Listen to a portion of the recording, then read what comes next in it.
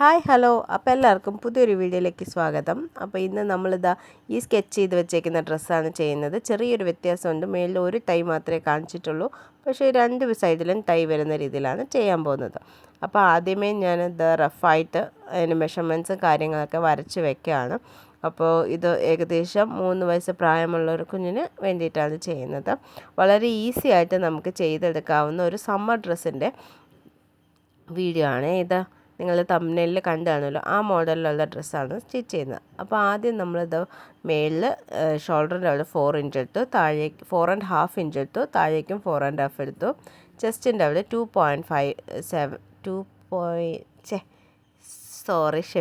7.25 ആണ്. അതുപോലെ വേസ്റ്റിൻ്റെ അവിടെയും 7.25 തന്നെയാണ് എടുത്തേക്കുന്നത്. എന്നിട്ട് നമ്മൾ ടോട്ടൽ ലെങ്ത് ആയിട്ട് ഇവിടെ 20 ഇഞ്ചസാണ് എടുത്തേക്കുന്നത്. ഇതിനി നമുക്കൊരു പേപ്പറിലേക്ക് മാർക്ക് ചെയ്തെടുക്കാം. അപ്പോൾ ഞാനിനി ആദ്യം ചെയ്ത് ഷോൾഡറിൻ്റെ പോർഷനാണ് പേപ്പറിലേക്ക് എടുക്കുന്നത്. അത് ഞാൻ 4.50, അപ്പോൾ നമ്മൾ 4.5 ഇഞ്ചസാണ് ഇവിടെ എടുത്തേക്കുന്നത്. അതുപോലെ തന്നെ താഴേക്ക് നമ്മൾ അതേപോലെ 4.5 നമ്മൾ നേരത്തെ എല്ലാം മാർക്ക് ചെയ്ത് വെച്ചിട്ടുണ്ടായിരുന്നല്ലോ, അതുപോലെ നമ്മൾ സെയിം കാര്യങ്ങൾ നമ്മൾ ഈ പേപ്പറിലേക്ക് മാറ്റിയെടുക്കുകയാണ്. ഇതിപ്പോൾ ഒരു എക്സ്ട്രാ പണിയായിട്ട് നിങ്ങൾക്ക് തോന്നുന്നുണ്ടാവില്ലേ? ഞാൻ ആദ്യമേല്ലാം ഇങ്ങനെയാണ് ചെയ്തെടുക്കുന്നത്. ആ ഒരു ഫ്ലോയിൽ ഇങ്ങനെ അങ്ങ് പറഞ്ഞു പോയി എന്ന് മാത്രം. ഇങ്ങനെ ആകുമ്പോൾ മിസ്റ്റേക്സൊക്കെ ഞാൻ മാക്സിമം ഒഴിവാക്കുന്നത് ഇതുപോലെയൊക്കെ ആദ്യമേ റഫായിട്ടെല്ലാം ചെയ്ത് വെച്ച് പിന്നെ പേപ്പറിൽ നോക്കി, അതല്ല ഡയറക്റ്റായിട്ടും മിക്കപ്പോഴും ചെയ്യാറുണ്ട്. എന്നാലും ഇത് കാണിച്ചു എന്ന് മാത്രം. അപ്പോൾ ഈ വീഡിയോസൊക്കെ നിങ്ങൾക്ക് ഇഷ്ടപ്പെടുന്നുണ്ടെങ്കിൽ, എൻ്റെ ചാനലിൽ ഞാൻ ഇടുന്ന വീഡിയോസൊക്കെ ഇഷ്ടപ്പെടുന്നുണ്ടെങ്കിൽ, ആദ്യമായിട്ടാണ് നിങ്ങൾ ഈ ചാനൽ കാണുന്നതെങ്കിലൊക്കെ ഒന്ന് സബ്സ്ക്രൈബൊക്കെ ചെയ്തൊന്ന് സപ്പോർട്ട് ചെയ്യണേ. അപ്പോൾ നമ്മളെല്ലാം ഇനി കൈക്കുഴിയൊക്കെ വരച്ചു. അതിന് ശേഷമാണ് നമ്മളിപ്പോൾ എങ്ങനെ ഹോൾട്ടറിനൊക്കെ വളരെ ഈസി ആയിട്ട് ചെയ്യാമെന്ന് നോക്കാം. നമ്മൾ കൈക്കുഴി വരച്ചതിന് ശേഷം നമ്മൾ നമ്മുടെ ഓൺ ഫോൾഡ് ചെയ്ത് വെച്ചേക്കുന്ന ആ പോർഷനിൽ നിന്ന് 2.5 ഇഞ്ച് നമ്മൾ എടുത്തതിന് ശേഷം അവിടെ നിന്ന് നമ്മളിപ്പോൾ എടുത്ത് 2.5-ൽ നിന്ന് നമ്മുടെ കൈക്കുഴിയുടെ ആ ഭാഗത്തേക്ക് നമ്മളിത് ഇതുപോലൊരു ചെറുതായിട്ട് ഇങ്ങനെ ഒരു കർവ് പോലെ വരയ്ക്കാം. എന്നിട്ട് അതിനെ കട്ട് ചെയ്തെടുക്കുക. അപ്പോൾ നമ്മൾ ഹോൾട്ടർ നെക്ക് ഇത്രയേ ഉള്ളൂ. വളരെ സിമ്പിളായിട്ട് നമുക്ക് ഹോൾട്ടർ നെക്ക് ചെയ്തെടുക്കാവുന്നതാണ്. ഇത് വളരെ ഈസി ആയിട്ടുള്ളൊരു മെത്തേഡാണ് കേട്ടോ. അല്ലാതെ ടെക്നിക്കലി ഇത് കറക്റ്റാണെന്ന് എനിക്കറിയില്ല. ഒരു ബിഗ്നർ എന്ന നിലയ്ക്ക് നമുക്ക് എളുപ്പത്തിൽ എങ്ങനെ ചെയ്തെടുക്കാം എന്നാണ് ഞാൻ ഈ കാണിച്ചു തരുന്നത്. അപ്പോൾ നമ്മളിപ്പോൾ ഇത് കട്ട് ചെയ്തെടുത്തതിന് ശേഷം നമ്മുടെ ഒരു ലൈനിങ് എടുത്ത്, ലൈനിങ്ങിൽ നമുക്ക് ഈ ഹോൾട്ടർ നെക്കിൻ്റെ നമ്മളിപ്പോൾ ഈ പേപ്പറിൽ കട്ട് ചെയ്തെടുത്തേക്കുന്ന ആ കറക്റ്റ് ആ പേപ്പർ അളവ് വെച്ചിട്ട് നമുക്ക് നമ്മുടെ ലൈനിങ് പാർട്ട് കട്ട് ചെയ്ത് എടുത്ത് വെച്ചേക്കാവേ. എന്നിട്ട് ലൈനിങ് ഇപ്പം ഞാൻ കട്ട് ചെയ്തതൊന്നും കാണിച്ചിട്ടില്ല. നമ്മൾ കട്ട് ചെയ്ത് എടുത്ത് വെക്കുകയാണ് ചെയ്യുന്നത്. അടുത്തിനി നമ്മൾ ചെയ്യാൻ പോകുന്നത് എന്താണെന്ന് വെച്ച് കഴിഞ്ഞാൽ, നമ്മുടെ മെയിൻ ക്ലോത്തിലാണ് നമ്മളിപ്പോൾ ഇത് ചെയ്യാനായിട്ട് ഞാൻ കാണിക്കാനായിട്ട് പോകുന്നത്. അപ്പോൾ നമ്മൾ ക്ലോത്ത് എടുക്കാം. ഇതാണ് ഞാൻ നമ്മുടെ മെയിൻ ഫാബ്രിക്കായിട്ട് യൂസ് ചെയ്യുന്നത്. അതിൽ ആ ബോർഡർ പോർഷനായിട്ട് വരുന്നത് കട്ട് ചെയ്ത് മാറ്റുവാണ്. ഇതൊരു ബ്ലൗസ് ബിറ്റാണ്. അപ്പോൾ അതിൻ്റെ ബോർഡറാണ് ഇപ്പം ഞാൻ കട്ട് ചെയ്ത് മാറ്റുന്നത്. അത് ഞാൻ നമ്മുടെ നെക്കിൽ ടൈ ആയിട്ട് വെക്കാമെന്നാണ് വിചാരിക്കുന്നത്.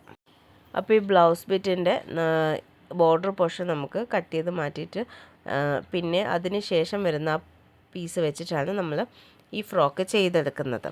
അപ്പോൾ ഇതെല്ലാം കട്ട് ചെയ്തതിന് ശേഷം നമുക്ക് നമ്മൾ കട്ട് ചെയ്ത് വെച്ചിരിക്കുന്ന പേപ്പറിനെ വിരിച്ച് വെച്ചിട്ട് നമ്മുടെ ഈ ഫാബ്രിക്കിന് ഞാൻ രണ്ടായിട്ട് കട്ട് ചെയ്തിട്ടുണ്ട്. ഒന്ന് ബാക്ക് സൈഡിലേക്കും ഒന്ന് ഫ്രണ്ട് സൈഡിലേക്കും. അതിന് നമുക്ക് അതിൻ്റെ കറക്റ്റ് സെൻറ്റർ കണ്ടുപിടിക്കാം. ഇതിപ്പോൾ നല്ല വീതിയുണ്ട്. നീളം 20 ഇഞ്ചേ ഉള്ളൂ. 21 ഇഞ്ച് വരും. നമ്മുടെ സീം അലവൻസ് എല്ലാം കൂടി കഴിയുമ്പോൾ 20 ഇഞ്ചാവും.